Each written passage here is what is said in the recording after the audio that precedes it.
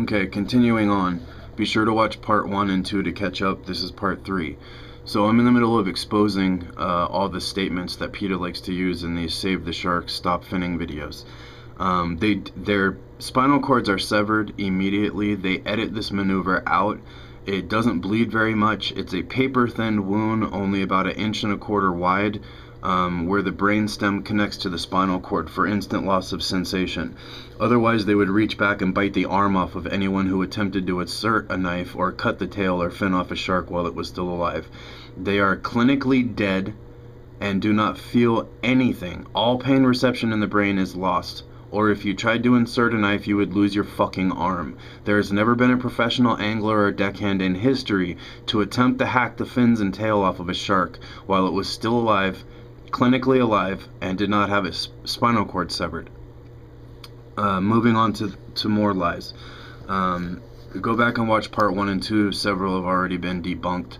But what I was in the middle of at the end of the last video was explaining they feel pain just like you and I do, and how cruel it is, yada yada yada. So sharks feed in packs, in groups, and when they breed, they bite bowling ball sized holes out of each other. If they have evolved over millions and millions and millions of years to not feel pain like a mammal or a human being. If they did, they would be too afraid of getting bit by each other to ever breed or hunt or feed in packs, and the species would be extinct immediately. So carrying on with that, sharks do not feel pain like a human. Their spinal cords are severed long before anyone has ever attempted to hack the fins off of one, okay? They do not feel pain like a mammal or a human being does. After complete decapitation,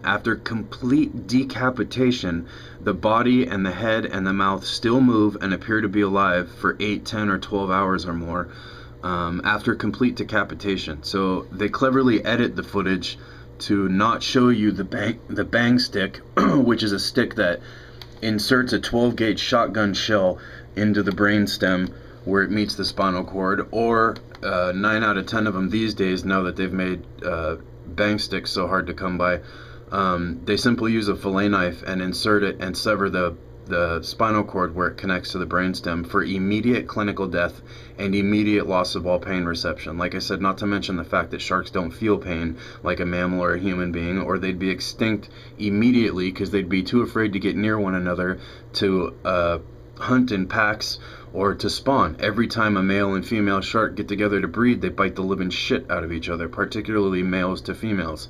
They bite entire fins off, they kill each other, they bite literally bowling ball sized melon baller shaped holes out of each other, okay? So after millions of years of this behavior, when they're near each other feeding and breeding, they've evolved to not feel pain like a regular animal or mammal or human being.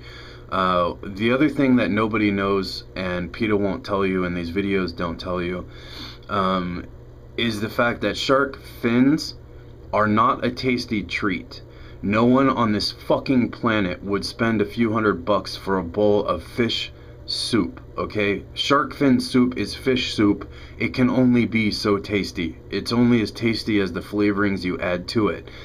Shark fins are a medicine in Asian culture. They have been for thousands of years, for everything from limp dick to cancer to AIDS, HIV, immune disorders to arthritis, asthma, headaches, you name it. For over thousands of years, I was going to say over 1,000, but it's actually been thousands of years, shark fins has been a medicine.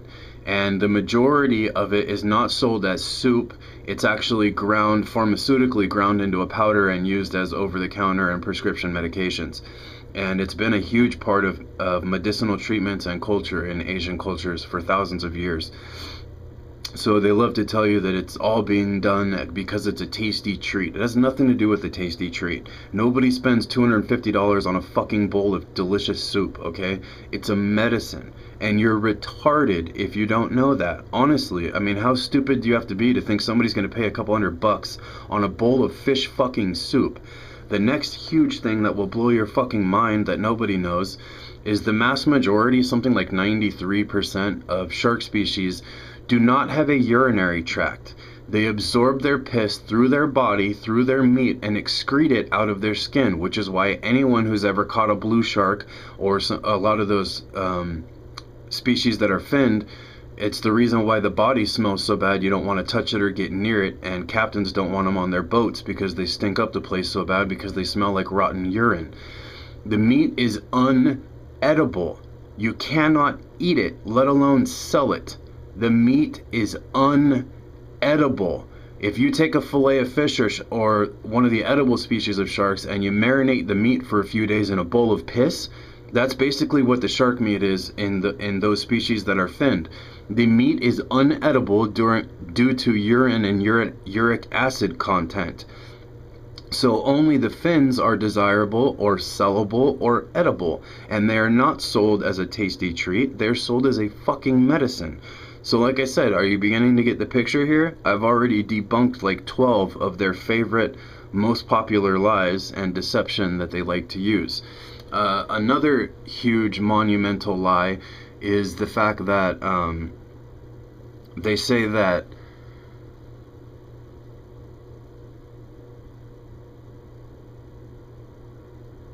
I'm sorry, my dog was just trying to eat my cigarette. They say that everything in the ocean and all human beings and all life in the sea would disappear and become extinct if all sharks disappeared. If every single shark in the ocean vaporized and vanished right now, this hour, every single shark on the planet disappeared, not only would one single other species become extinct, but most of which, thousands of species in the ocean, would actually thrive better without sharks existing. The myth, misnomer, PETA propaganda, lie, deception that they like to pull of all life in the sea would disappear without sharks is a flat out lie. I mean, honestly, how dumb do you have to be?